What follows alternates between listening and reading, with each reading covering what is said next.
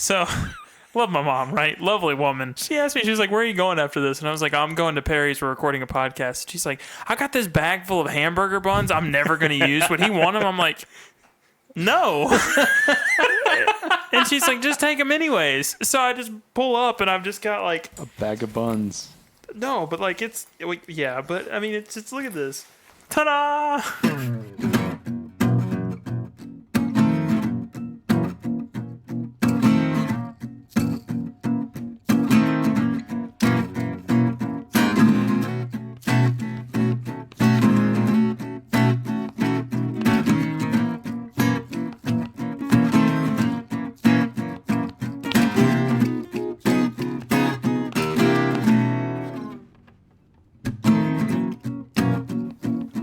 Welcome to another episode of This Is My Bourbon Podcast. I'm your host, Perry. I got Curtis and Swan with me this week. Guys, how are you? I'm doing great, man. I'm doing pretty good. Yeah, we're going straight into it tonight. High octane, something like that. High fuel. Here we go. Starting off Redneck Riviera. No. No. Starting off the show as we always do with Flying Blind, where I blind our guests on something. They don't know what it is. Guys, what do you think about the nose on this one? I honestly don't mind it. I don't either. It's nothing crazy. No, it's kind of applesaucy. Yeah, it's kind of one note.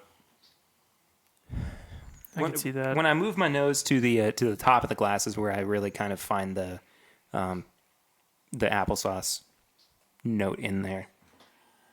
In turn, there's a little bit of sweetness. There's also some kind of cinnamonness on the nose as well. I keep hoping for like straight up apple pie, but it's definitely not that. It's certainly like the applesauce. That would be nice. That would be a nice change of pace. It's like that cinnamon applesauce. Mm-hmm.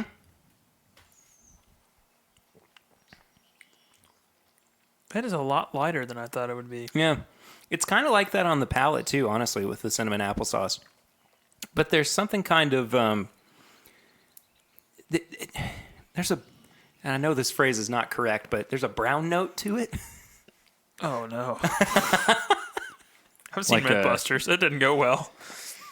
Like a caramelized brown sugar? Something like that. Like, I can't quite put my finger on it. Maybe it's a little bit chocolatey, but I taste it, and I'm getting the color brown. Okay. You know how We've now introduced colors. You know how certain people hear music and they hear different colors? Or they see different colors when they listen to music? You lost me, Chief. So, like, Kanye West does that. Yeah. Like, he'll listen to certain songs or certain notes or whatever, and he'll go, oh, that sounds like purple. Or that sounds like orange. Yeah. Something like that. I don't know. Never mind. Anyway, so it's not bad on the palate. I'm getting stares from everybody. A lot of the cinnamon and applesauce on the palate. More cinnamon now rather than the applesauce on the on the nose. The more I drink it, the less I kind of like it. Not that it's bad, but like I think the initial flavor of it was the most interesting. And it's not that I'm finding anything more to it that's making me kind of change my opinion. It's just kind of flatlining as it goes along. Ginger. Thank you. That's what I was looking for. I kept saying cinnamon on the palate, but it's ginger. Yeah, I agree. I can get behind that. I tried that crystallized ginger you can get. Have you seen that stuff? It's like almost like a gummy thing, but it's just crystallized ginger. It reminds me of that a lot. Okay. Now that you've kind of pegged the whole ginger thing. What are we drinking, Perry? Well, we are drinking something that we've actually had on the show before, but let's just say that I've never had it. Didn't yet. Actually, you have. It didn't get recorded, though, because I didn't hit the record button. Really? Wyoming whiskey. Huh. Okay. Yeah. How old is this? Because I'm getting kind of a weird conflicted thing on the palate for me. All it says is small batch bourbon whiskey. It doesn't say straight anywhere. This was bottled on March 11th, 2016. See, it's strange. It's got like almost that sour wood kind of note to it that kind of leans me towards young, but it doesn't have like, I don't know. It doesn't have that super green note that's off-putting from some of the new ones. When we first had it, we were all like, oh, this is awful. It's grown on me a little bit. I think I enjoy it a little bit more now than I did then 88 proof. So nothing super hot or super in your face. I don't know. I think that I would be interested to put this into a blind flight for somebody. Because I have no idea how they might react to it. Blind. I mean, based just on what you guys have responded with. It's interesting. It's different. It's very unique, I would say. Yeah. It's a curveball for sure. Yeah. And I think it's something that's really kind of nice to test somebody's palate, not necessarily to be like, hey, this might be something you like or anything like that. It just would help distinguish, hey, if you're looking for, like what you know of bourbon, this isn't it. You're not going to have that kind of palate. So it's just kind of differentiating. You're like, oh, I think it would help with like picking out different flavors and different notes. I think that's where I'm at. I could definitely see that. Well, do you guys want to pour something else as we talk about what we've been drinking recently? Yeah, we got half a liquor store in front of us. So No kidding. What are you feeling, man? I think that we start with something that is arguably bad. Well, since you put it that way. Yeah, so this is the New Liberty Bloody Butcher Bourbon Whiskey, all the way up from Philadelphia, Pennsylvania, that my lovely wife, Lucy, brought back for me from a trip up to Pennsylvania. And, well, Let's just try it. I'm just going to let you guys pour for yourself because I don't want to subject you to too much torture in this. But, Do you feel like the Bloody Butcher stuff's kind of a gimmick? I don't know because I haven't had enough to try and to really make an opinion on. Just because, like, I mean, I know that Jephthah Creed has theirs out, but I haven't had a chance to try it yet. So we'll see.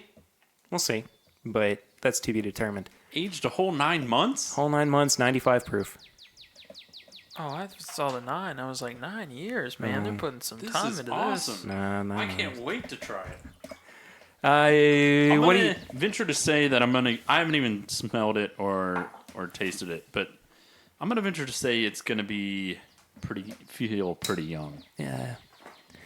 Yeah. Well, I think there's gonna be a lot of ethanol for some reason. we're just gonna find out together. But in the meantime, what have you guys been drinking recently?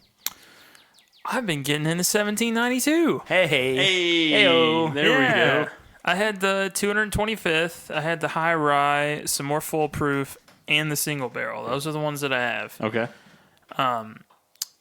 I got a picture sent to me of the 12 year that's coming out from Perry. And just preparing myself to get back into their profile, I wanted to try more of their stuff. And trying all of them side by side, they have some strange proofs. They really on do. their stuff. They really do. And I can't tell if it's so specific because they're just like, this is going to make it look like we really got nitpicky on what we thought was the best proof for it, or maybe that's just what was convenient for them. I have no idea. But most of their stuff is pretty solid. I like their single barrel that I have, and I had one of yours as well, and it was pretty good. I'm just, vamping here so I don't have to smell this. But You're making a good choice there, Swan. yeah, but honestly, all their stuff's great. Foolproof's still my favorite. Yeah. I think out of all the ones I've had, Foolproof is definitely my favorite. I'm super excited about that 12 year though. Oh, I can't wait for it, man. I'm so ready for it to get here. Mm-hmm. It's funny because I've seen people talk about how they found it already. But when I ask store reps about it, they're like, man, we haven't even seen a press release yet. I'm like, how does that work? Anyway. Saying it, Perry. I know it's not it, Swan. Sorry. It's Butterscotch. Butterscotch and like orange Lysol cleaner. Oh, specific. You know when they come out with really, really strange flavored Twinkies? Yeah. It smells like that. Yeah. I'm not expecting you guys to take a whole lot of time with this one. It has the smell of like a flavored whiskey. It It really does. It also has a very particular smell to like Virginia Black, which is Drake's whiskey? I was whiskey. going to say. Maybe Drake's whiskey is really young. It is. I would assume. I think it was like 2 years or something. You know what it is? Yep. It's flavored. It's flavored moonshine. It's like orange flavored moonshine. It's all. This is how I described Virginia Black as well. Yeah. It's like stale cigarettes. Huh. I could see that. It's like eating Black and Milds. Ooh. Yeah. Specific. Ooh. It's not like an good, ashtray. man. I poured this for my dad, and he goes, I don't know if I can finish this. I think I'm going to leave it right there. I'm going to kill it so that I can get it away from me. But in the meantime, Curtis, what have you been drinking? Funny that Swan said 1792 because I've been having 1792. Just the small batch, though. Ah, look at us. There you go. I need to try kinda the on small same batch train. again. Yeah, I mean, the standard offering's really good. I remember when I first started drinking, that was one of the ones I picked up because, let's face it, it looks fancy and their packaging's pretty great. And I remember picking it up and even at the time thinking, this is surprisingly light. Mm-hmm. But I'm guessing there's some nuance in there that when I first started drinking, I just couldn't pick up. Yeah. Because I just remember thinking, like, I want some burn to mine, and I had moved to the 100 proof range pretty quickly, and I think it's like 92-ish, 93, something like that. It's like 93 or something. I think it's 92, actually. It is because 1792, I think. Oh, well, there you go. I think That they makes sense. specifically did that. Yeah, and it's just kind of light, Yeah. but I didn't have a problem with the profile at all. I will say that's probably one of the missing links that I wish it had a little more of, was more of the barrel influence. And I think that's where you get the full proof. I think that's why the full proof is so nice. I honestly was not too impressed with the Baldwin Bond, just a standard release. Mm-hmm. And it was actually kind of hard to find that bottle when it came out. And now they do pics of it. Yeah. And I've heard some of the pics are really good, but just the standard release was not that great. I had the good fortune to hang out with some cool people over the weekend. First and foremost, of course, you got to hear on last week's episode, Dixon Dedman over at the Bourbon Inn. Kentucky Owl Guy. Had a lot of fun trying some different stuff with him. It was way better than this whiskey that we just drank. That Swan is having a very vigorous reaction to. It is not good. Visceral is the word I was looking for, not vigorous. It is jarring, though. Yeah, it is. It definitely is. That day also was National Bourbon Day. So, of course, I went to OBC that night and had some Curtis, why didn't I tell you I was going to OBC? I don't know what happens. I hate myself for that.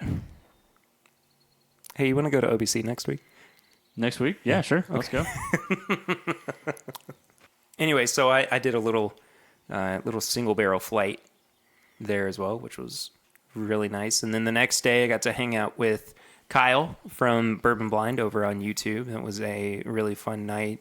He came over. He actually brought me this George Dickel Baldwin Bond that's on the table and this Nika whiskey from the barrel, which we'll get to both of those here in a little bit. But other than that, I actually have been drinking on a 1792 myself. No way. The high rye. Man, we're all on it. What a weird, Yeah. All prepping, weird I guess. train that we're on. Right? Yeah. Yeah.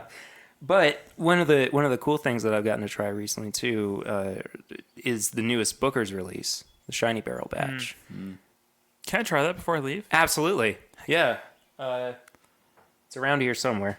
Have you been able to find it anywhere else? I found it at Total Wine and I found it at Costco. Okay. And actually, no, I think I found it at Kroger recently too. I definitely recommend getting it at Kroger. It was like $66.99. Yeah. It's about that at Costco as well. Yeah. So That's what I love about Booker's. You can just find it. yeah, it's pretty consistent too. Yeah. You know. Yeah, plus it's like you can just find random releases. Like I just popped into one literally down the street from your house, 2017-3. Yeah. Yeah. Front porch batch. Yeah, Yeah. it's nuts. Great batch. I might have to go grab that from them. Anyway, that's what I've been drinking recently. Let's get into the episode, shall we? We're doing something very different this week. We're drinking nothing but bourbons and whiskeys from outside of Kentucky. which people have always kind of said, hey, you should totally do this. And we've said, yeah, we will at some point. And I think it's the same people who want us to try scotch more than anything. I've got some scotches on the bar, little samples of scotches, which I might pull one or two out as well, just because, Share the pain. Well, I actually enjoy scotch a little bit. yeah, see, Curtis likes it. These scotches were sent to me by Matt from Whiskey Crusaders. I do appreciate that. I've seen that he kind of looks at the profile that people like and sends stuff that he feels like will be an easy entry into scotch. Mm-hmm. Yeah, and that's exactly what he did, is he sent me sample bottles of stuff that he thought that I would appreciate, or at the very least, kind of enjoy. So, yeah, I'll pull one or two of those samples down as well. But Swan brought a couple bottles. Curtis brought a bottle that we're going to review later. Swan, do you want to try one of yours? Which one do you want to do?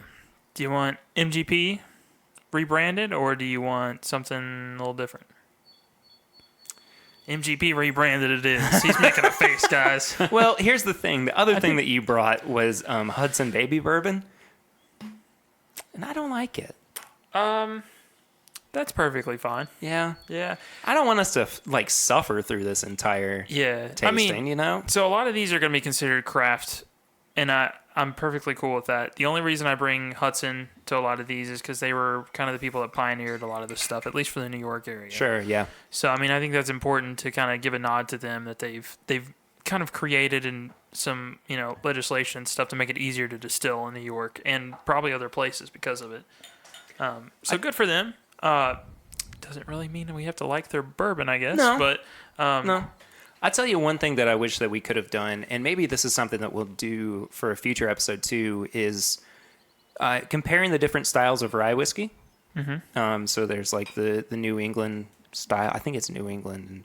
And then like Canadian rye whiskey and Pennsylvania rye whiskey is a big one too. Yeah, I think Maryland has a very specific type as well. Mm-hmm. So, I think we should do some kind of episode like that in the future. We talked about bringing Iverson back to do another rye episode. Be my spirit guide through rye. Yes, absolutely. Okay, cool. Just spirits in general. The guy knows his stuff. Oh, so much though. He could be your spirits He guide. loves a rye though. Spirits guide. I like that. Got him.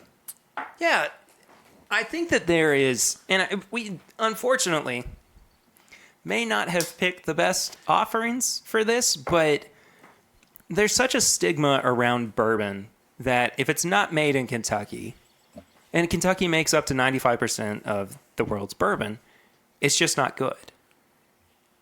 And That's true. I hate to be an elitist, but I prefer most of the bourbon. I prefer bourbon that comes out of Kentucky 9 times out of 10 more than I do what is produced outside of Kentucky, with the exception being like MGP and a couple of Tennessee products. But I've not had a great experience necessarily with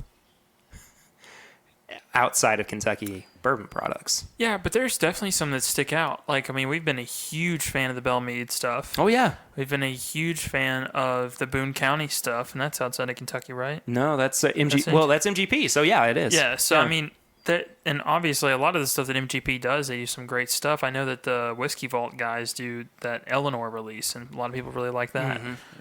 Mm-hmm. There's stuff being produced outside of Kentucky, maybe even aged in Kentucky. And just for people who are just kind of listening or just getting into, what is MGP? So MGP is the distillery in Indiana, right? Mm-hmm. They're basically a contract distiller. They will build mash bills and build certain flavor profiles for upstart companies, upstart bourbon distilleries, upstart distilleries in general, kind of in the same way that Bardstown Bourbon Company is doing right now. And it's interesting that we bring up this point, too. From what I understand, Bardstown Bourbon Company is actually going to be taking over the production of Belle Meade here soon. Okay. So, you heard it here first. Yeah.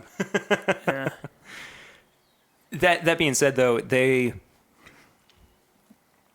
get kind of a bad rap at times because they are kind of like I would say almost the Walmart of bourbons, or the mass producers of bourbons. Yeah. But I don't know if I've honestly ever had anything bad from MGP. No, I haven't either. Now, I know they did just put out their own release, which is one of That's their true. first. And I've not seen great stuff on that, but it doesn't seem like they're holding the best to their own product for themselves, which is cool in a way because they're sending it's not off their business. Yeah. Really. So I mean, they're definitely sending off some of their better stuff to clients, which is exactly what I think everyone wants. Sure. So Well, I think to that point too, again, not to harp on them too much, but Bardstown Bourbon Company is coming out with a couple of products, well, really one product that has some of their own distillate in it, indicating that, they are trying to move towards being their own brand while still being a contract distiller, still being a blending operation as well. And I think that as long as these kinds of companies can maintain that aspect of their business, I don't see any problem with it. no, and some people really mesh together their own distillate and MGP product super well. I mean, there's some people that literally blend the products together like Bardstown Bourbon Company, or there's people that do what New Riff did, and they had OKI, which was a brand before, and it was literally just, hey, this is our brand until we can get our feet off the ground with our own product. What was it? Distilled in Indiana, so MGP. It was barreled in Kentucky and then bottled in Ohio. I think it was loved in Ohio is what it was. Oh, okay. Yeah, it's something like that. But yeah, it was still, I mean... So it was finished in Ohio? I think there was knows? something to do with it where it was finished in Ohio. Yeah, but I mean, people loved it. I mean, Sure. It goes for crazy amounts of money. They did different finishings of it, and it was decent product, and it was well aged. I mean, they had an 8, 10, and 12 year that they consistently put out. Yeah. I don't mind this. By the way, I don't think we ever established we're drinking Widow Jane. Yeah, this is I don't mind this at all. No, I don't either. And this is a Widow Jane 10 year. I think the only complaint I've had about this brand is they claim that their stuff comes out of the creek next to the distillery, and it's brought in product. But just the transparency there, if you're going to, pull from MGP or a large distillate like that, it'd be nice just to have the transparency. If we're just talking about the juice itself, it's pretty good. It's not bad at all. No. It's pretty good. I thought it was younger than 10 years, though. Yeah, I would say so too. I'm not getting some of the more mature notes that you would get with a 10-year. Like a, Rebel Yell 10-year or something like that. Like, you're not getting some of those... Henry McKenna 10. Yeah, Henry McKenna 10. Like, you're not getting some of those deep, rich flavors of chocolate or barrel influence or anything like that. Swan, the proof is in the low 90s, right? It is 91, yeah. Oh, wow. That is interesting to me because... Drinks higher. Yeah. The other thing, too, is that I think about Boone County. Boone County at 10 years was basically about the same proof. Mm-hmm. I thought that it had a lot more character to it than this does. It does, yeah. And the 12-year, it may be 2 more years old, but it still is around the same proof. I think it's like 91.4, 90, something like 91.3 or something like that. They do a 12-year of this as well. And I've had it before. I'm going to be honest, there's not a major improvement from the 10-year. That's really interesting to me. Yeah, I mean, Do they age these in New York? I believe so. Yeah, I mean, they put on their thing right here that it's from Rosendale, New York. So, yeah, but from can mean so many different things. Yeah. I would venture to say that they probably get the white dog shipped to them, and that they actually age it up there in New York. Which, if that's the case, I think that's probably a good indication of why the flavor profile tends to skew a little bit young, whereas a 10-year Boone County or 12-year Boone County has more depth and more of a profile to it, just kind of in general, because it is actually sitting through the Kentucky seasons. yeah, and that's a huge thing when you get outside of Kentucky is what's the climate like. I mean, you look at Texas bourbon that they put out. Oh, yeah. Some of them, it's like, oh, this is a 2-year-old, and you're looking at it like, that is darker than George C. Stagg. Yeah. What went on? And then I guess this one being from New York, it's 10 years old, and we're kind of looking at it like, it's more like 4 to 5 to us. I mean, it's younger tasting for sure. So I mean, just having the Kentucky seasons is maybe we're just in the sweet spot, and that's why people like it from here. I don't know, but I'm really excited about this. Yeah, this I'm excited for you guys to try this. This is something again that I got from Kyle from Bourbon Blind. He basically said, "I didn't like this. Here you go," which was awfully nice of him. And I've been saying for a while that I really wanted to try it, just simply based on its accolades. I mean, anything that's named Whiskey of the Year, I'd like to kind of not necessarily put through the ringer, but at least experience to some degree. So let's go for it. Kurt, go ahead and pour you some. I love the simplicity. Mm-hmm. Yeah, I think the packaging is really strong on this one. It reminds me, have you ever seen the Kings County bottles? I think so. Looks kind of like that. Oh, yeah. They're like almost like a personal flask. Yeah. Definitely has more of a Scotch. Not even Scotch. I mean, it's just more of a, Japanese whiskey, which obviously makes sense. Having had it just once, I agree with you, but I'm interested to go back and revisit this a little bit here. By the way, this is 102.8 proof? Yes. Also, I don't read Japanese, so I cannot tell you much more information about this. I don't know if it says age or anything on it, but So this one's really not from Kentucky. this one's really not from Kentucky. No, definitely not. I mean, I'm definitely getting more of that peatiness on the nose and more of like kind of that moss kind of feel. Here, let me see that bottle real quick. Sure. Using that Google Translate app. I'm going to try it. Curious if Google has any more information. I actually really like it. It's kind of butterscotch, like even just butter heavy. I think this might be the favorite nose I've had of anything. I would I've tried agree tonight. I definitely get some of the more earthy, peaty notes on the nose. Okay, the front just says Nika Whiskey Co. Limited 5431. I don't know what that is. Minami Aoyama. I'm butchering all You nailed this. that one. Tokyo. Oh, okay. So nothing about an age on it. Well, let me see what's on the back. It's English. Oh. So nothing about the age on it. No, not sorry. a bit. No. I think a lot of the barrel influence is coming through on the nose, though. It drinks like honey. Like it has that consistency of honey. And actually kind of tastes like it, too. But in a way that it's been diluted by something else. Like it almost drinks like a cocktail or like a hot toddy or something like that, where it adds to the consistency of what you're drinking, but it doesn't necessarily overpower it. I'm definitely getting the viscosity of it, like being that thick, with more of that sweet honey taste. But I'm getting actually quite a bit of... It's what I would imagine, when I'm drinking Japanese whiskey, it tastes like, but it's kicked up a notch being from the barrel. I'm getting a really weird note. I just want to see if anyone else is getting it, because I've actually not had Japanese whiskey before. Honey barbecue. Yeah. Uh-huh.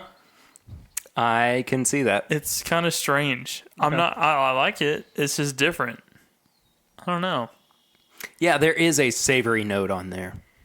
Oh, there's definitely a savory note. Like, I want to say like honey barbecue chips, because that's what a lot of people think. No, it's definitely not that. It's literally like honey barbecue smoked meat almost. Yeah.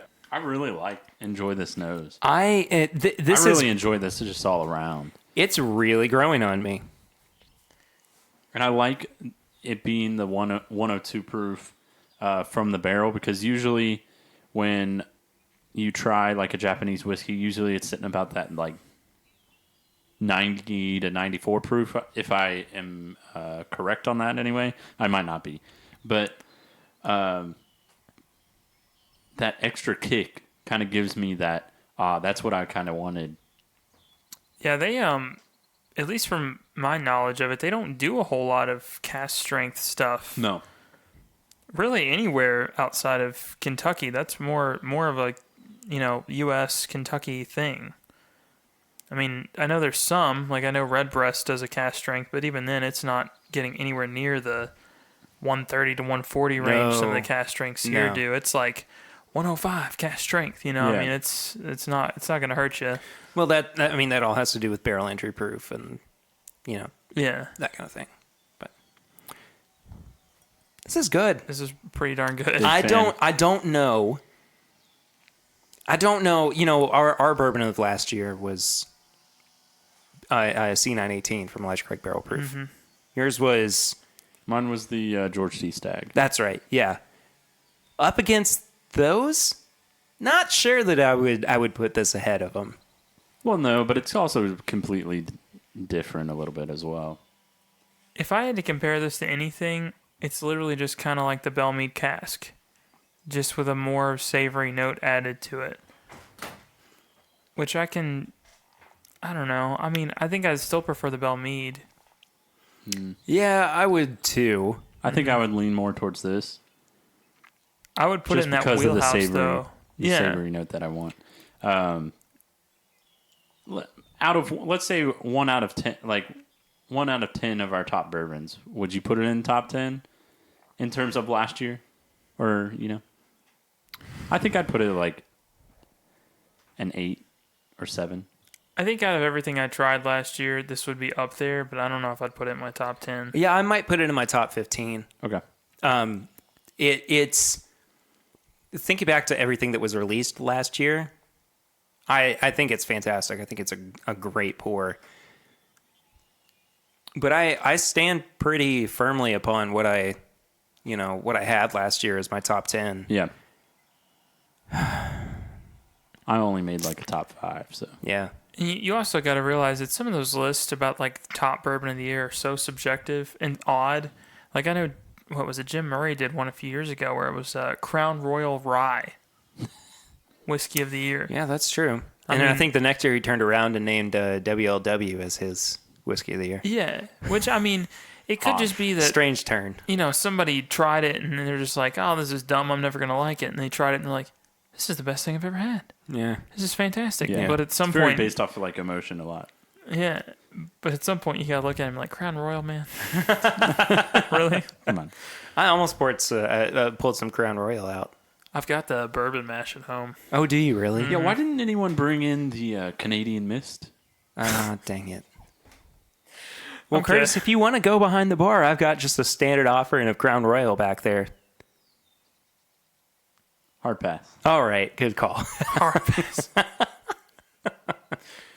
Man, I really enjoy this, though. I would say this is one of the bigger surprises from whiskey that I've had recently. Not in like I saw the accolades that it got, and I went, no, it's stupid. It's not, it's not going to be good enough. But I see so much versatility in this. I think this would be great in cocktails. I would love to smoke a cigar with this. Mm-hmm. I think it would be a great cigar whiskey. It's just, there's so much for me to love about it. And honestly, I feel like this would be a really good stepping stone between bourbon drinkers and peated whiskey drinkers. This is like the second peated whiskey I've had, and I like this way better than what I had. As soon as you guys were like, "I'm smelling peat," I'm like, "Oh God, it's coming again." See, but I think that's what it's a notch above. Like it kicks it up a little bit. Yeah. Compared to the standard offerings of like peated whiskeys. Yeah, I mean, last time I was like, I'm going to be Ron Swanson. I'm going to have Lagavulin 16, and all it did was bring the iodine and pain. Like I was not about it. Yeah. And then with this, it's pretty solid. It seems like it's got a lot to offer, whether you're a bourbon drinker or a Scotch drinker. So the versatility, like Perry was pointing out, it's definitely there. I also think that's like the culture that we've also been accustomed to, too, because like we're more accustomed to the bourbon and the like kind of Kentucky hug, the bolder flavors, the spice. Whereas like over in Japan and all that, it's more of that peat and like Europe, Ireland. You're getting more of like that peatiness. It's a little lighter. Yeah. You're not getting the bold flavors that what bourbon's usually attested to. Well, I say that we try something else that's not bourbon. I figured we should go with a scotch, just so we can get this a little bit out of our systems and then move on. This is, I know I'm going to say it wrong, the Tomatin? I don't know. It's called Dual Char. It's aged in bourbon casks and virgin oak. It's 43%, so 86 proof. I will also let you guys pour this at your discretion. See, it scares me because it's in a sample bottle, but the sample bottle is blue. And it looks real light. It looks really light. Swan was very hesitant with his pour there. I'm terrified. Don't be terrified. It can't be that bad. If I drink this and I'm like, Perry, stop with this. Just start pouring me Redneck Riviera. Like, I'm going to be concerned. I hope you don't do that. This is light, but just looking at it, it's really strange to me. I know this has got to be aged a good amount because it is so oily. Like, it's almost oilier than some of the Elijah Craig barrel proofs that we've had. The way it sits on the side of the glass. Oh, the legs are incredible. Yeah. I wonder how old this actually is. Smells like scotch. Smells like scotch. Smells like scotch. See, but that's something I'd like to get it more into. Just kind of understand it a little more. I totally agree. I think that we should do kind of a deep dive into scotch just to understand it because, I mean, honestly, there is no bourbon without scotch. There is no bourbon without Irish whiskey. It's all a process that builds upon itself and history and all that. Yeah, Part of me because wants there's to- definitely connections between the two. Oh, there in absolutely spirit are. making. Yeah. Part of me wants to agree with you, and the other part's looking at this, and it's like, this just looks like painful water. Like, I just... Painful water. Yeah, it's The Ron Swanson there's story. no color to it, hardly at all. Is it the peatiness? Is it like the... I think the problem is like when I pick up a bourbon and I'm like, oh, it's 130 proof. I'm like, I'm gonna get some burn off of this, and I'm expecting that. And with this stuff, it's like this looks like new make that's been aged for like 2 months and then put in there, and then I taste it and I'm like, whoa, okay, it's 100. It was like 90 proof or whatever this was, and it hurts and like it's different. It's just I'm not expecting it. Here we go. I'm gonna at least try it. Yeah. I kind of like this one. Honestly, I am not finding a whole lot where I'm being distracted by something that I don't like. Honestly, that's as Swan doesn't like it. Nope, not for me. I'm sorry, man. As far as scotches go for me, I think this is one of the more approachable ones and something that I can. I don't know if I could drink this regularly like I do bourbon, but I think that it could be something in my repertoire. Repertoire. I just don't think there's as much variance. In And scotch? that might just be me being naive and not knowing. Like me just starting off on bourbon or something. But I feel like the variance on bourbon, there's so many different notes and flavors and profiles, and like you got a whole wheel, and a lot of the scotches I've had, they're all in the same kind of slice or kind of vicinity. You know what's funny is that you say that, but it's kind of there is a school of thought that believes that bourbon is one of the Narrower the spirits. the least complex spirits out there. Okay. I think that bourbon is more approachable. And I think that's where that idea kind of comes from. But I don't think that it's less complex or less interesting than some other whiskeys. I mean, of course I would heck, this is my bourbon podcast, not this is my Scotch podcast. But like, Yeah. I would drink bourbon all day, every day, over the world's best Scotch. Well, yeah, You know, yeah. but and we've talked about this before. Would you want to replace bourbon with Scotch or an Irish whiskey? Like if push came to shove eventually and all the bourbon in the world disappeared, I don't know if I would. I would rather have this Nika, Oh, me too. Yeah. over the Scotch. Yeah, I agree. I think it depends on what part of the flavor wheel, if you're looking at like the bourbon flavor wheel, you like. If you Sure. look at the savory, kind of meaty qualities of some of the bourbons and that's what you lean towards, Scotch is in your wheelhouse. It's close to that. If you look at somebody like me, Who's still struggling to get this one down? yeah, I'm still struggling. If you look at somebody like me that tends to lean towards Elijah Craig and some of the Heaven Hill products that tend to lean towards like sweeter, baked goods kind of thing, you don't seem like you get that as much in Scotch. Yeah. Scotch is more of like savory heavy. Yeah. But I also definitely think there's an inability for me to pick up on notes in Scotch because the initial hard-hitting notes are so different. I just have an inability to pick up a nuance. And maybe that's like kind of what I was going for. That's surprising to me. I didn't know that bourbon was like considered the Lower tier spirits. Yeah. well, I guess not in lower tier, but like saying that it's not like very complex. Well, you kind of have to think about the process about it too. Like for us, it's got to be at least 51% corn. It's got to be, aged a certain amount to be called straight bourbon whiskey, and that's kind of 2 what years. people strive for. And, you've got all these classifications. Even like Baldwin Bond gets it even more restrictive. And then you look at like just even I'm going to butcher it, Tomatin, what was it that one was called? I don't know the exact pronunciation, but Yeah, yes. but I mean, that was, what was the description on that? It was aged. It's dual chaos, aged in bourbon casks and virgin oak Yeah, barrels. so they can do some wild stuff to get their product to taste however they want. well, Okay, I can understand that. But the fact that like bourbon has these restrictions and we still have these kind of multiple wild different notes. I don't know how anyone could say it's like I have a hard time agreeing with it as well. Like the more that I have taken the time to understand and get just enveloped in bourbon and bourbon culture, I tend to disagree with that notion a little bit more. The other thing too is that it takes Scotch anywhere from 2 to 3 to 4 times as long to achieve some of the flavor notes that we get on a 4, 5, 8, 12-year-old bourbon.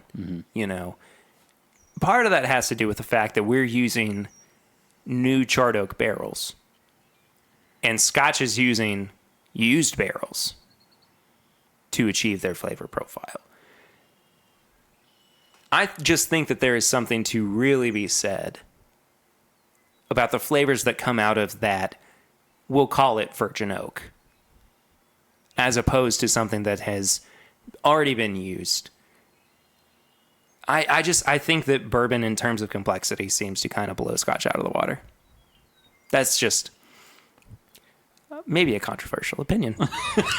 And as the words were coming out of my mouth, I realized that, that could be people controversial. aren't going to like that. Well, do you guys want to make our way back to the States? Please, yes. Okay. Do we want to hit New York again? Or do we want to come back a little bit closer to home? I'd like to come back a little closer to home. All right. Well, that would mean, in this case, Kirkland Signature Oh, that's real close to home. Premium Small Batch Bourbon. It's Tennessee Straight Bourbon Whiskey. This is Dickel juice, so I figured that this would be a good thing to do right before we tried the George Dickel Baldwin Bond. Okay. You know what also would have been a good kind of whiskey we could have tried? What's that? The Uncle Nearest. Ah, dang it. Maybe we should just have another one of these. I think we should. I think we need more than an episode to kind of cover some of the. All right, so this is part 1. Part 2 is to be determined in the future. Because a lot of these bottles, for me personally, were just impulse buys. Like, I like the branding on that, or, you know, I've heard some people talk about this, whether it be good or bad, and I just want to experience it for myself. And it doesn't always yield the best product. No. So, like I said, it's Tennessee straight bourbon whiskey. Comes from the George Dickel distillery. I got this, of course, at the Costco liquor store. I believe that this was about $30 to $35. I cannot remember off the top of my head. But, yeah, 103 proof. I mean, if you're just looking at the sides of the glass, you can tell it's 7 years. Just based on the legs? Yeah, just based on like how oily it is and the legs and stuff. Oh, yeah. The nose is pretty consistent. Nose is really not bad. It's kind of peanut buttery. Yeah. I want to be surprised by this, so much so that I'm like, this is a valid bourbon, but like, this brand does not take themselves too seriously. I mean, all of their stuff is branded to kind of look like almost an off-brand. But I don't know. So far, I'm kind of impressed. And I don't know if I'm impressed because I really like it, or I'm just impressed because You didn't have any expectations? I had zero expectations. I think I'm pretty impressed with it. Yeah, the nose has kind of got an apple crisp note to it as well. You remember those like apple chips? Mm-hmm. That's kind of what I'm getting. Okay. I'm getting that peanut butter a lot, but then when you have it on the palate, you get this burst of flavor that really is like, hey, I'm bourbon. Here I am. This is not bad. This is not bad. This has opened up a lot since the first time I had it. The first time that I had it, it tasted like pickles. I mean, just straight up pickles. And I was like, this is... Huh. I didn't get pickles at all. It must have Really? opened up quite a bit. It's opened up so much. If you had blinded me with this, I would not have even been able to tell you that this was Kirkland Signature bourbon. I always get the same thing from Dickel. Just an overwhelming black pepper note on the palate. Oh, I can definitely see that. Yeah, A lot of people get Flintstone vitamins too. I could see that. Kind of that like grittiness that you Yeah. get. Not necessarily the gummies, but like the chewable, chalky ones. Yeah, it's the it's the chalky ones that people talk about. That pepper is specifically what I'm getting now that you said Yeah. it. And I get it on a lot of the Dickel products. Like I tried the James T. Kirk that they put out. Same thing, man. I'm sorry. Yeah, me too. That's one of the few bottles I'll tell you, buy and don't open. Because it looks really cool. And if you're a Star Trek fan, it's just something to have on the shelf and look, you know. I would buy that bottle solely if I had the opportunity to meet William Shatner. Honestly, so that I could get him to sign it. Could you imagine if you just checked out and then the second you rang it up, William Shatner popped up on the register, just Well, he's in... Like the Dr. Pepper commercials? Yeah, little sweet. Yeah, no, that black pepper is seriously there. I get it on anything Dickel I've tried. And it's like, despite the proof, doesn't really matter what it is. Just very prominent. Yeah, it always comes up. I haven't had Dickel products that much, so... Well, you're definitely going to have one here very shortly. As far as Dickel products go, I would say this might be my favorite, which doesn't give you guys a lot of hope for what we're about to drink, but I don't know. It's good. I think that it's, there aren't a whole lot of age-stated bourbons out there anymore. This is, again, 7 years at 103 proof in a liter. And for like $35, that's really not that bad. I do have a question about Dickel, and I'm a little confused. They're one of the people that do Lincoln County, right? As far as I remember, yes. But I think that it might just be for their own product. So, I don't know if they necessarily do it, like, say you're sourcing from them. Yeah, that's my question. I don't know for sure. So, like the Kirkland stuff, that may not be Lincoln County? Yeah, I'm going to err on the side of no. Okay. But who's to say? I have no idea, because I just attribute that peppery taste to the Lincoln County process.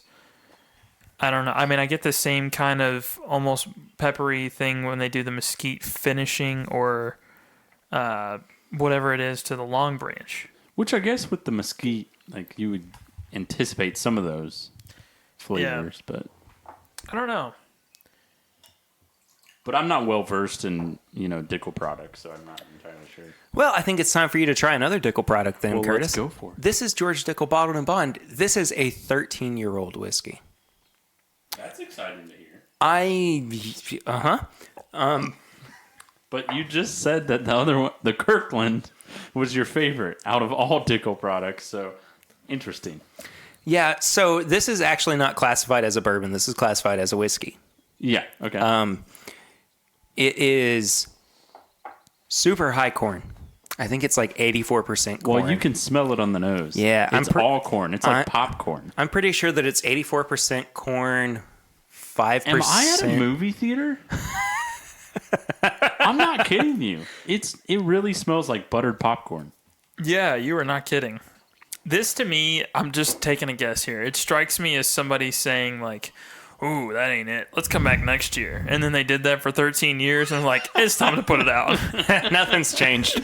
Nothing's changed. So what'd you say the mash bill was? I'm pretty sure that it's 84% corn, 5% malted barley, and that leaves, 11% rye?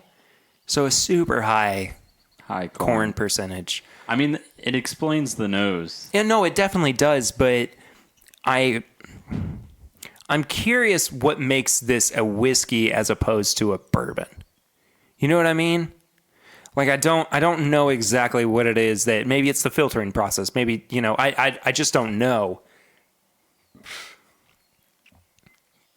But it just intrigues me. I'd like to learn more about why this is a whiskey and not a bourbon. Yeah, that would be interesting to know.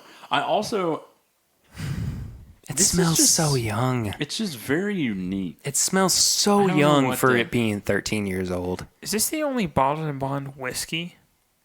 No, mellow corn.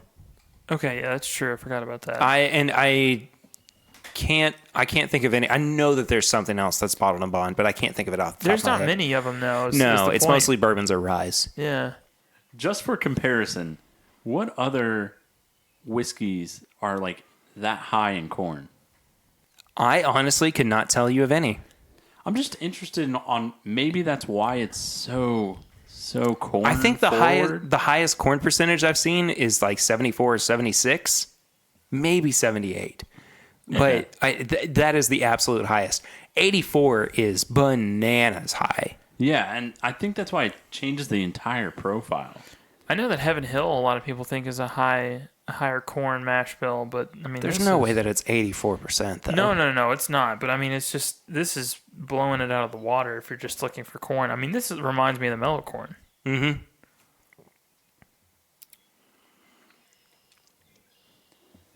I just feel like I'm having buttered popcorn at the movie theaters. It tastes like it too. There's a distinct like butteriness. Yeah.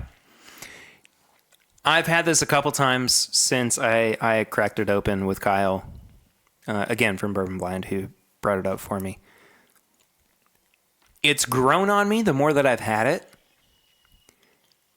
I do not see myself, though, putting this in my top 10 bourbons from 2018. Or 2019, excuse me. Oh, no. Or whiskeys, rather. Yeah. I can't. I like the palate a lot more than I like the nose. I do, too. I do, too. Substantially. Me too. I mean, I was making fun of it just from the nose, but no, the palate's decent. This would be great for somebody who just loves sweetness. Or just loves a savory note like buttered popcorn. Mm-hmm. I mean, I think that this has a place for somebody. This is just not for me. If I was watching a movie and this there was you offered go. instead of popcorn, There you I might go. be okay with it. Yeah. Give me a triple. I think it's a very interesting whiskey, and I really I'm not off-putted by it. Like off-put by it. It's really, there's something nice about it. There's something I enjoy about it. It's that buttered popcorn kind of savory note, but it's very specific that I would only want to have it really with like a movie.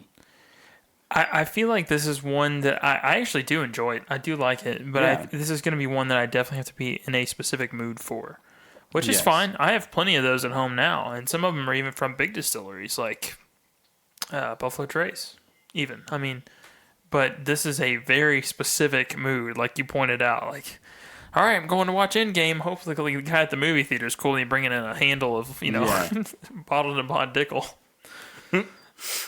Got my T.W. Samuels under one arm. Yeah. I definitely couldn't put it in any 2019 top 10 though.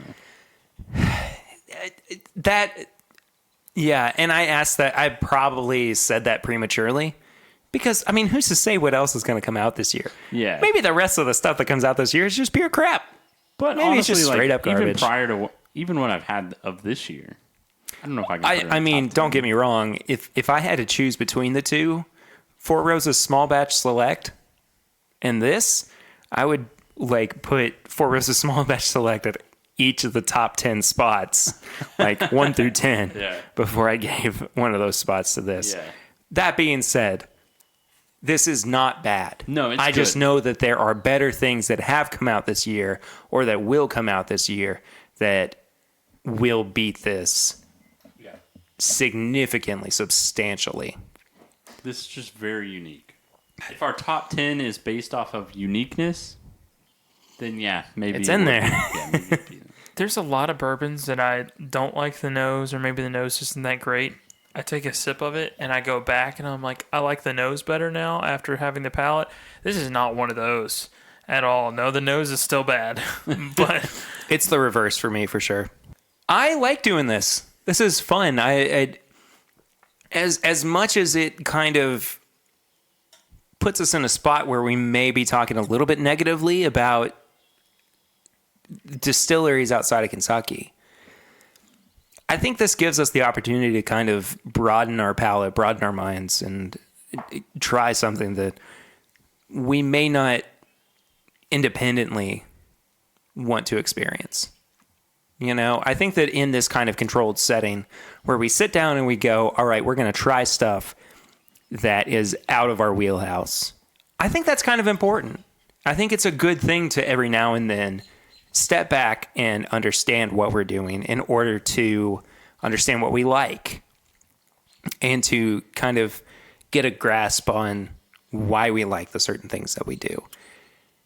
And while, maybe a couple of the things that we've had tonight have been bad, quote unquote bad, they've been kind of outweighed by some of the better pours too. So I've enjoyed this. I'm looking forward to doing this again, I would say. I mean, out of all of them that we've had, I would say was it the Bloody Butcher? Is that what it is? Mm-hmm. I'd say that's the only one that I would say is quote unquote bad. I think the other ones were just something that I might not go for, but it's good to know about these kind of flavors and those Oh, for notes. sure. For sure. And get out of the wheelhouse of, hey, this is Kentucky bourbon, yeah. And I also think it's important to mention that, and I'm not going to toss any names around here, but there's a lot of craft distilleries in Kentucky, and there's only about 2 or 3 of them we really, really talk about as liking. And I've had a lot of the product from the other ones, and I'm not a huge fan. So, I mean, you get outside of Kentucky, it's bound to be the same thing. I mean, if you have 2 or 3 good craft distilleries per state, we just may not have it on the table. I mean, you look at Tennessee, we all love Belle Meade. Oh, yeah. Yeah. Absolutely. You look at Pennsylvania, and I think Dad's Hat Rye is the thing that comes out of there. I mean, there's just specific things that people like out of each one. I mean, if you come here, I'm definitely going to tell you pick up New Riff, pick up Wilderness Trail. Yeah. Those are the ones that I tend to tell people to gravitate towards when they come here. I just had a guy at the liquor store the other day. He was down here, and he's like, what can I only get in Kentucky? And I was like, JTS Brown, JW Dan. He's like, no, none of that stuff. Fancy craft distillery stuff from Kentucky. And he had never heard of Wilderness Trail. What a shame. Yeah. And I was just like, well, get this. Try it for sure. That's so funny because when I was at Total Wine earlier, I was talking to this guy and he was like, I just went to a bourbon tasting last night and I had Wilderness Trail. And he was like, I had to go get it. And I was like, yeah, man. And he said, I also had New Riff as well, but Wilderness Trail was what I'm really, really going for. And I was like, you got it. Yeah, you're not wrong. Yeah, I was You're like, not you're not wrong. wrong. And he was asking me, he was like, so, like, what else would you, recommend? And I said the Samuels, and he kind of looked at it and was like, really? Just kind of gave that, like, Yeah. kind of, Like, not sure about this. Yeah. And I'm like, you got to give it a try. It is so hard. That guy was like, what can I only get in Kentucky? And there was a whole handle of TW Samuels on the bottom shelf. And I'm grinning and I'm just handing him this plastic, like, crappy looking fifth. Yeah. And he's looking at it like, ha ha ha, okay, see you later, kid. Yeah, they're like, you have no idea what you're talking about. I'm like, you no, crazy. I do.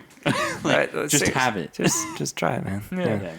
And then I mentioned Henry McKenna and, kind of more of those kind of bottles and, got on board on those.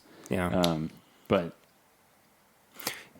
Yeah, so we're definitely going to come back to this topic sometime in the future, but we are moving on to our review of Oregon Spirit American Straight Bourbon Whiskey. aged 4 years. Aged 4 years. Swan, remind me, what is the proof on this? All right, let's see. I think it's like 94. 94. Okay. Okay. I'm going to read some stuff off the bottle because I feel like it's pertinent. Distilled from grain. That's great. Yes, classic. Cool. They really put that on the front of the bottle. Perfect blend of corn, wheat, malted barley, and rye. So it's a 4 grain. Ooh, okay. A 4 grain at 4 years old. Mm-hmm. Not a lot of 4 grain products at that age. Continue. That's about it. They really go into detail about where they get the water and stuff, which is not out of the norm. A lot of people do that. So I took a peek at the label as I was pouring it, as we were kind of wrapping up our topic. Saw that this area of the country gets 300 days of sun. Yeah. 300 days. So if that's the case, and I mean, like, this is assuming that they don't have, cloudy days or they don't have rainy days or whatever, that sun is influencing the barrel a little bit more and influencing the climate a little bit more. And I feel like, the assumption would be that because it's getting more direct sunlight, it's pulling the bourbon rather into and out of the barrel a little bit more. So maybe at 4 years, it could potentially drink like an older whiskey, but there's also the chance that it could not. Yeah. Yeah. So Go ahead. I'll tell you on the nose, it reminds me a little bit of the Bloody Butcher, kinda. By the way, I want to say this is not a Jeff the Creed Bloody Butcher. This is the the New Liberty Bloody Butcher bourbon whiskey. Yeah. Totally different. That's from Pennsylvania.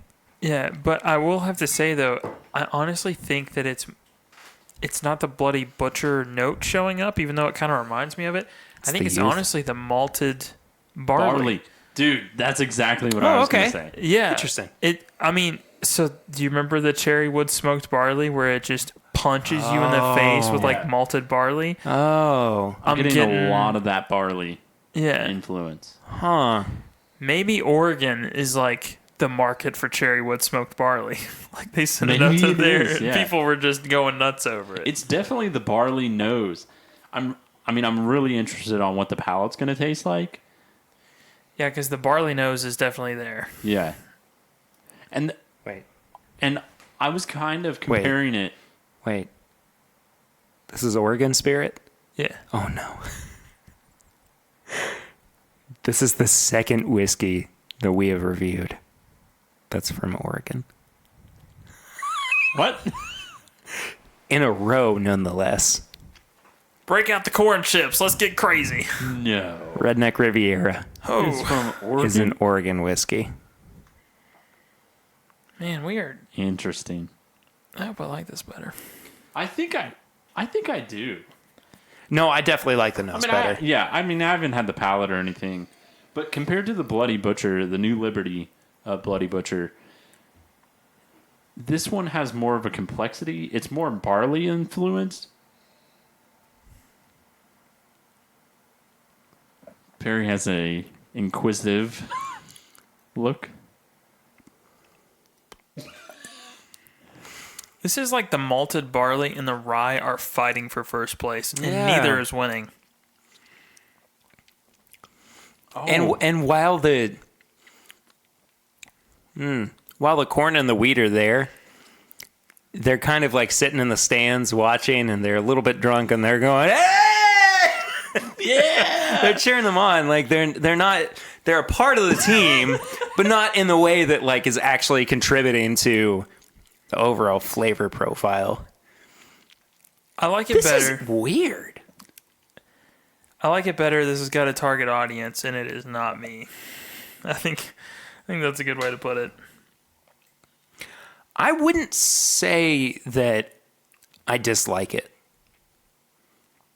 But I don't know if I'm on the side of like favoring it. I don't think I don't dislike it, but if I had to give it our rating system, it's going to seem like I don't like it. I know that somebody's going to pick this up and take a sip of it and think very highly of it. It's a thing, and it's just not me. If you like cherry wood smoked barley or just malted barley anything, this is something for you because it's going to add some of that rye spice that maybe you haven't been, accustomed to before. Yeah, I think if you want that barley kind of dark chocolate kind of bitter kind of note, that's for you. Yeah, I think it's the This is bitterness for you. that's the most off-putting. Yeah. Because it is definitely a dark chocolate, like a bitter dark chocolate note. And I mean, I don't mind it, but it's so out of the realm of bourbon that, and I'm trying not to be biased. I'm trying to judge it based on, whether it's good or not to me. I would say that it is marginal at best, which may sound negative, but I think that there are plenty of products out there that are far worse than this is. Far, far worse than this For is. sure. I would take this any day over Redneck Riviera. Yeah, and I think there's even products in Kentucky that I would take this over. Yeah. Like what? I don't want to call names. Okay. I'm not going to do that. Dan. After we stop recording, I'll do it. But Gotcha. yeah, but there's definitely some products that I would take. I would take this over some of the products that Kentucky puts out.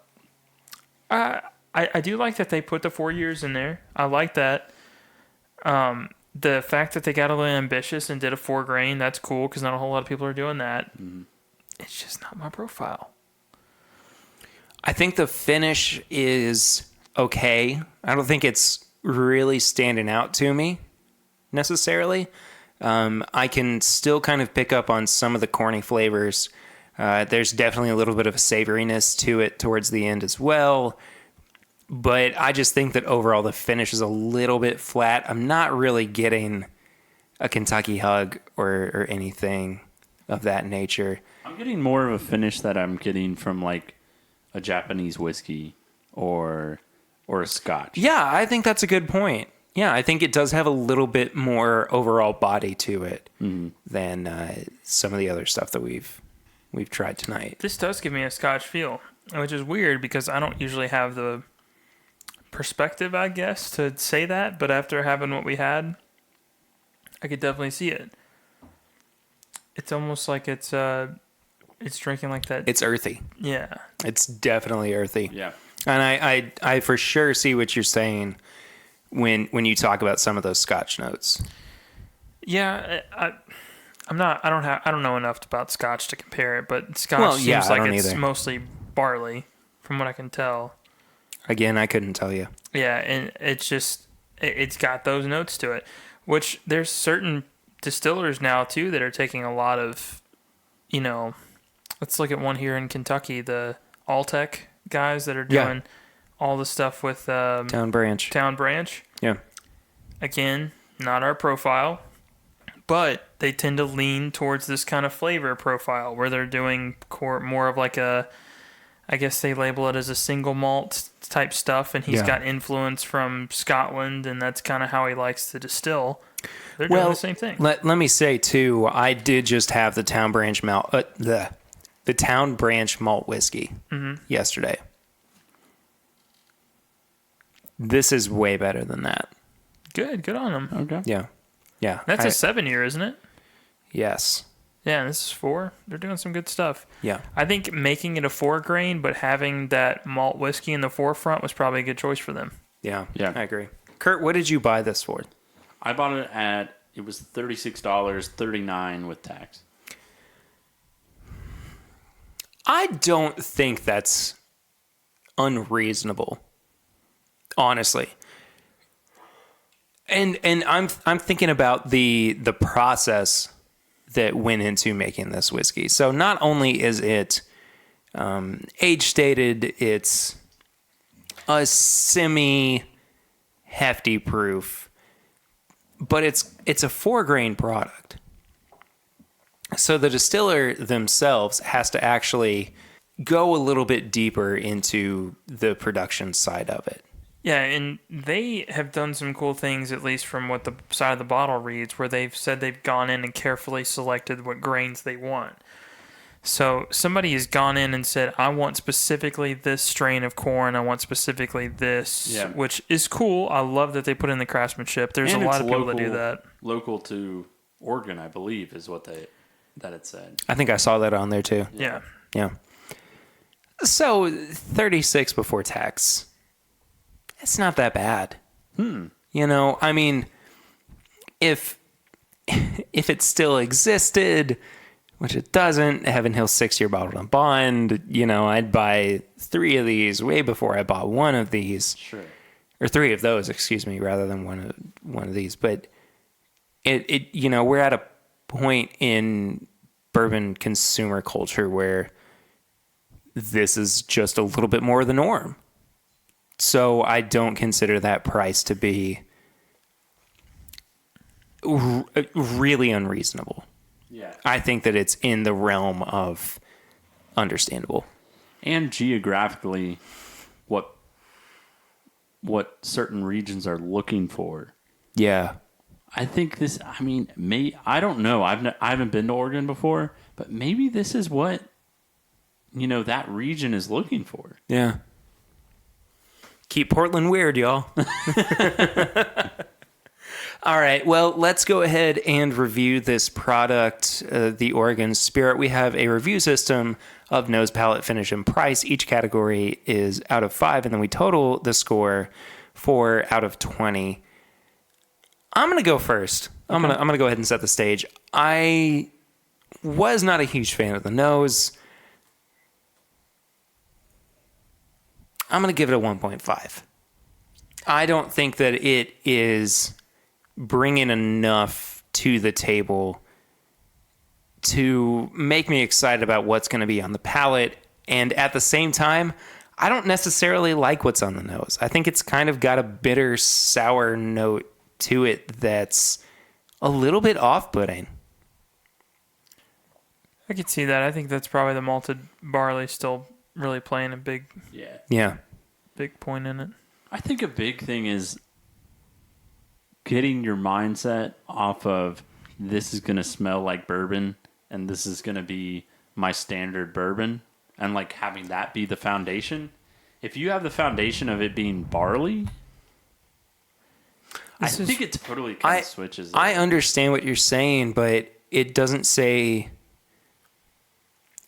malt whiskey. Yeah. It says straight bourbon whiskey. So that's true. I would anticipate a bourbon nose or a bourbon flavor profile, and this just does not deliver. The nose does not deliver for me. So I gave it a 1.5. Yeah. I'll go. I think I'm going to give it a 2.5. Wow. Okay. Yeah. 2.5 just because my mindset's, I think, just like a little more in the the barley sense and thinking about the different geographical regions and like maybe this is what's actually considered bourbon or whiskey in Oregon's region. Sure. So I think I'll give it a 2.5. I mean, I don't think that's like something crazy. It's not like I'm giving it a 4 or something like that. It's just very barley heavy. And it's not what you expected, but it's okay. It's not. It's not what I expected. I can see that. It's okay. It's not as off-putting to me. I think overall, like, it is leaving something like I want to have more of those bourbon notes, but just trying to keep my headspace in that kind of direction. That's fair. I think I'm going to give it a 2. I mean, it's fair. I think I'm right in between you guys. I do like that it kind of supports your theory, by the way, about bourbon being so versatile as far as like where the flavor profiles are. But I'd probably be with you on a 1.5, but I think honestly this is going to be somebody's profile, so it's not mine. That malted barley is strong. I mean, it's super strong. I'm really surprised it doesn't say, malted barley on the front in giant text. I think it has to be just the geographic location of it. I will say they've done something different because I've tried the Woodford malt whiskey. I like this better.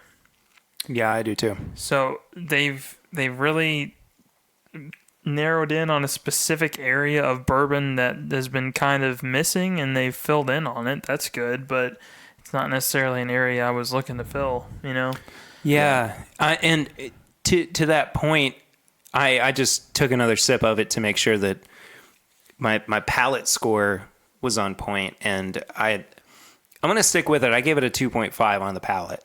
What's that bring me up to, a 4 so far? I think that it's one of the more unique flavor profiles that I've ever had. But again, if we're talking about just bourbon, it doesn't quite deliver on what I would consider a bourbon to be.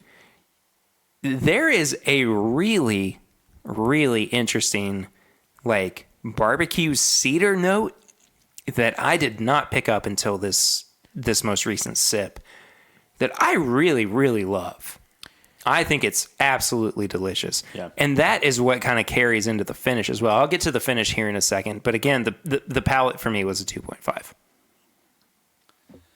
For the palate for me is a 3. Okay. I thought it was better than the nose. It has that more of a savory quality of like a smoked meat. Oh, it definitely does. It's very rich. It's very, very rich. Of this like crispy, like that crispy piece of the meat that you get, whether that being on like a pulled pork or something like that. I think that's like, it's kind of that burnt crispiness. Yeah, I see that. And that for me, I enjoy. So I think it's a little better than the nose on that front. So I'll give it a 3. I gave it a 2. Honestly, I thought it just carried everything from the nose directly to the palate. Okay. I didn't really see a whole lot more. I do kind of see what you guys were talking about as far as like the barbecue, but it's not necessarily the meat portion for me. It's almost like when you stick your head over a smoker and you inhale a little too much. Like you get the I wood see chips. that. No, I definitely see that. Yeah, and you get almost kind of a mesquite wood chip or like an applewood wood chip mixture, and I don't know. It's not bad. Again, it's just not my profile. I'm going to say that a lot because I know there's somebody out here that's going to, try this and think this is it. I mean, like, this is going to open some new doors for them. But for me, it's not. It's really not that great.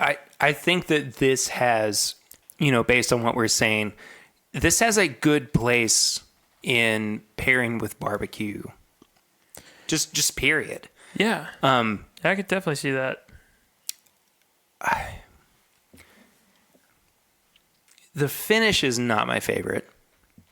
It carries a little bit of the notes that I'm not a fan of, but it does still kind of extend into some of the savory notes of the barbecue flavors. I'm going to have to give it a 2, though. I just think that it's just not quite hanging on to what I think is the most enjoyable part of the palate. Doesn't really expand anyway, and what the flavor profile is delivering. There's virtually no Kentucky hug. I just think that it's kind of a bland finish, so I'm going to stick with a 2 there. Yeah, I'm totally on board with that. I'm giving it a 1.5. Wow. That's the lowest of what I've given, just because it just stops short, and it doesn't. For me, it didn't carry on any of those notes that I had on the palate, and it just kind of, I don't know. There's something about it that's kind of It's too bitter. It's too much of that dark chocolate. Like, yep, I see that. It's like on the palate, I'm like, okay, we're on a good mesh of these kind of flavors, of these dark flavors, and then at the finish, I'm going, oh, a little too much. Like, a little too much. You kept the smoked meats on for a little too long, and so I think that's the least favorite of my review on it.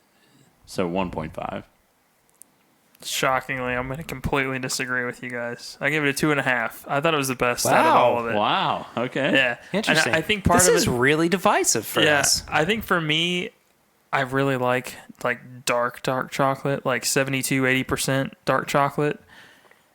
And it gets a little bit of that through the nose and the palate, but the finish is where that really shows up, and it seems like it's a little off-putting for you guys, but I think that's my favorite part. Granted, 2.5 is not that much different from your score. Yeah. But for me, it's still, the trend for you guys has been, up, down. For me, it's definitely the highlight so far of it. It's not necessarily one of those finishes where you're just like, oh, it's got like the honey drip down your throat. It's got that savory continuing, the building heat, all of that. No Kentucky hug. But just as far as like the flavor turning into something else, I like it a little bit better than the palate. Well, that just leaves the price. I give the price a 2.5. So that leaves me with a final score of 8.5 out of 20. I personally cannot say that I recommend this, but I understand that there's a market, there's a time and a place for this one. I don't know. My final score is an 8.5. Yeah, I think a 2.5 makes sense. For me personally, like you were saying, it's just something my profile can't get totally behind, and probably something I would probably go and buy, like a T.W. Samuels or something of that matter before I went and got this, just because my profile is totally different. And so, yeah, 2.5. Like, I don't think it's a bad price for what we're getting. It's just off my profile. So I feel like there has to be somebody out there that's like, this is what I want. Yeah. But for me, it's just not. I think so too. So for that, I have a 9.5 overall score. I actually gave it a 3. Wow. Yeah. So my reasoning behind this, I am going to take a little bit of this, Perry. Wait until you smell it. So I wanted to cap off this episode because it's Kentucky bourbon. We have to drink at some point Kentucky bourbon. And yeah. I figured we'll just open up this 2008 You looked Turkey at me 101. like, what are you doing? Return to form. I was a little surprised that you wanted to have a nip of this here, Kurt, but especially considering Swan was like, I don't know, like, I don't think so. But I gave it a 3. My reasoning behind it is I'm thinking, what can I compare this to? And the two that I'm comparing it to are the Woodford Malt Whiskey, Yes, I And- totally agree Yeah. with that. and I'm comparing it to the Cherry Wood Smoked Barley. And if I'm looking at the price of those two from Woodford compared to the price of this and preferring it over it, I think a 3 is justifiable for I what think you're that's fair. getting. Yeah. I like the age statement. I like the fact that they made it a 4 grain, but it is definitely a malt whiskey in disguise. Yes. It still brings me up to a 9.5. So, I mean, it's not something I would tell you to go pick up unless you were like, listen, I've been to Total Wine 15 times. I have every single thing in there. What do I need to get craft-wise? I think what's interesting for us to kind of take away from this review too is that we did take the time to deliberate on this product.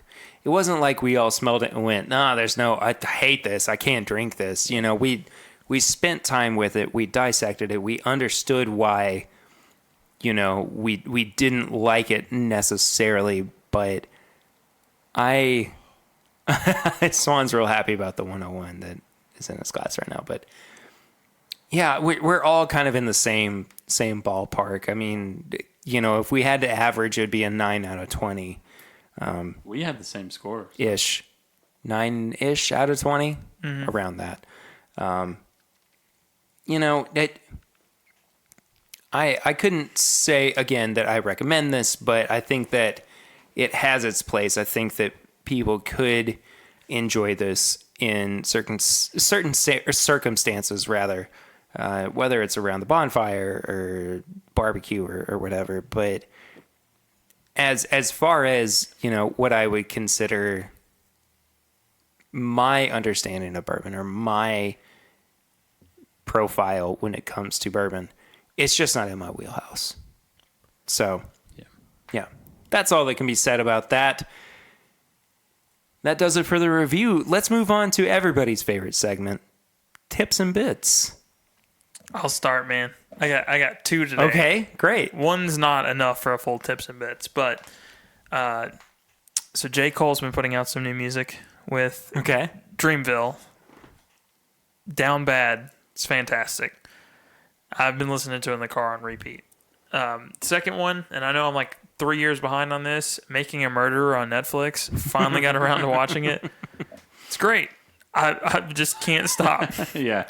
So if you haven't seen that already and you've been passing it up, it's definitely worth going to watch.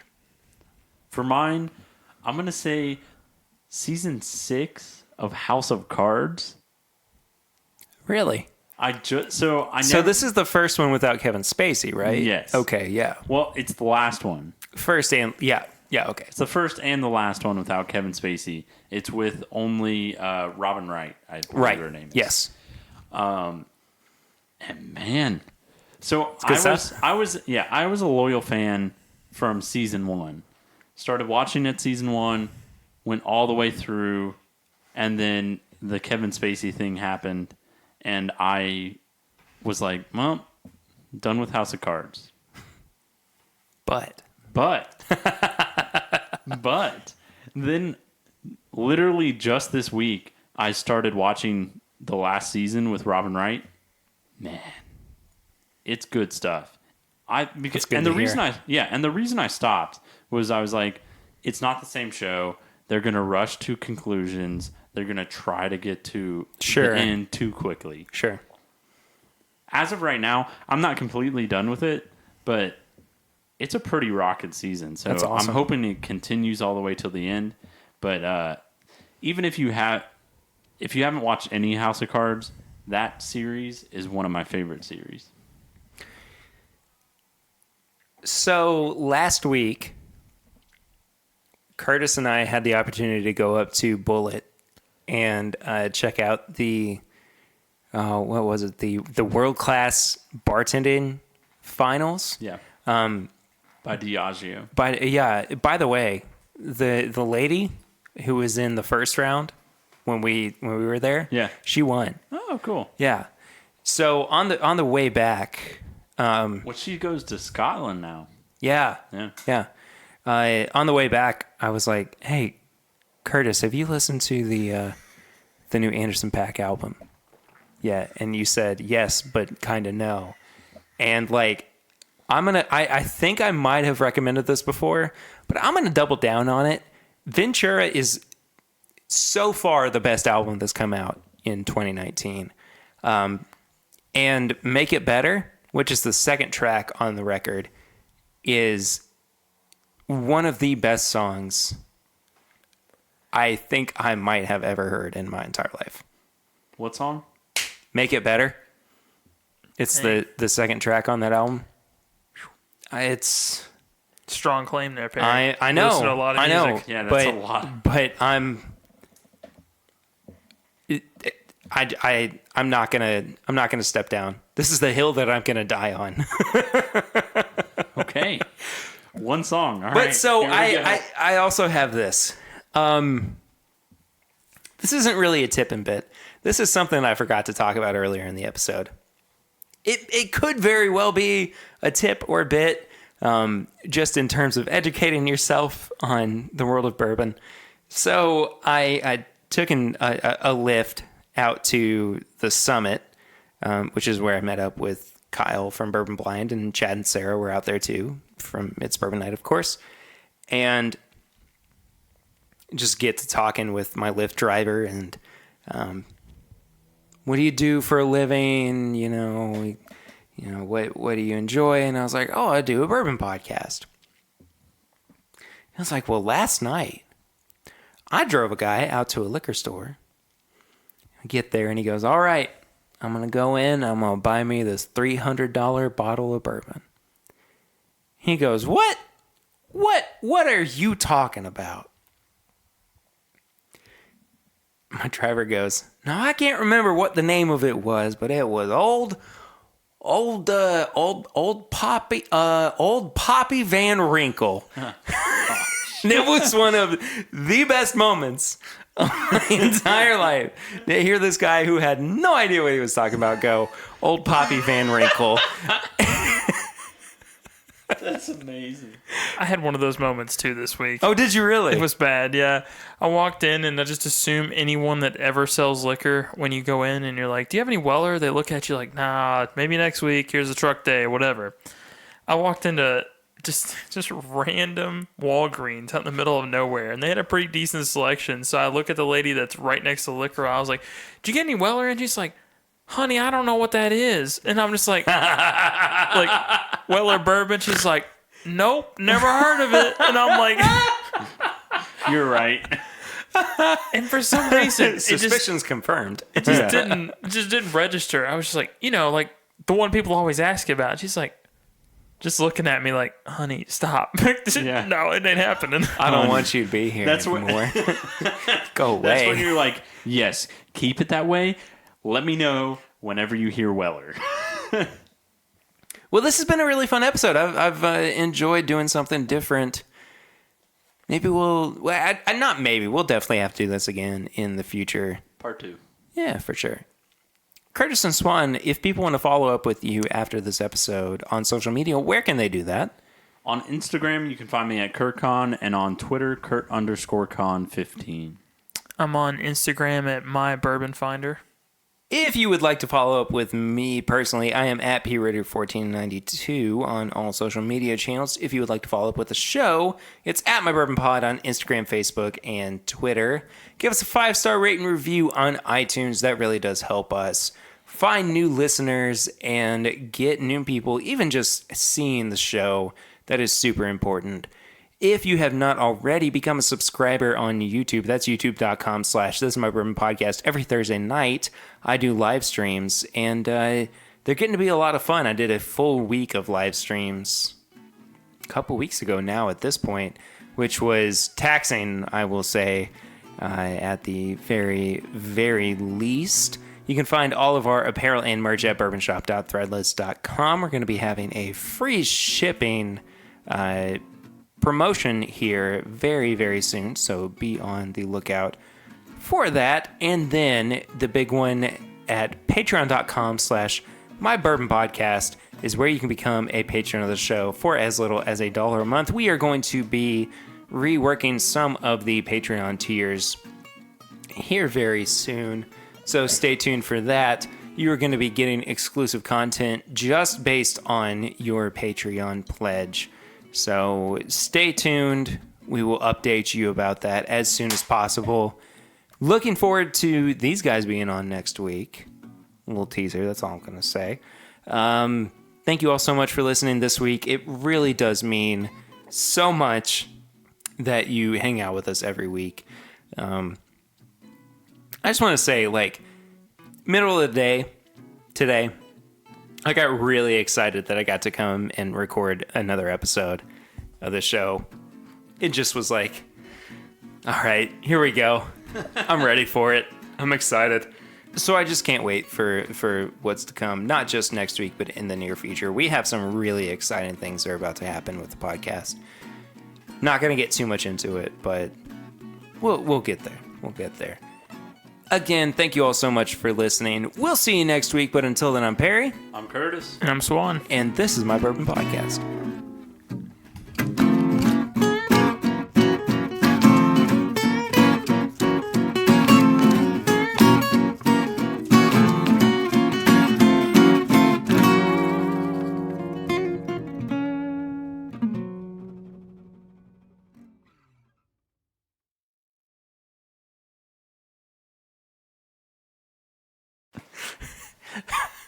This week I'm sliding down the banister. It's pretty good. I have a great falsetto, man. Yeah, can we go? Can you do some more? The sweet, the sweet one. It's a sweet one. Yeah, there we go. I'm going to take you to the grocery store and just anytime someone buys Dr. Pepper, Perry, pop out. The sweet sliding down the checkout aisle. It's the taste of the sweet Dr. Pepper. That's so good.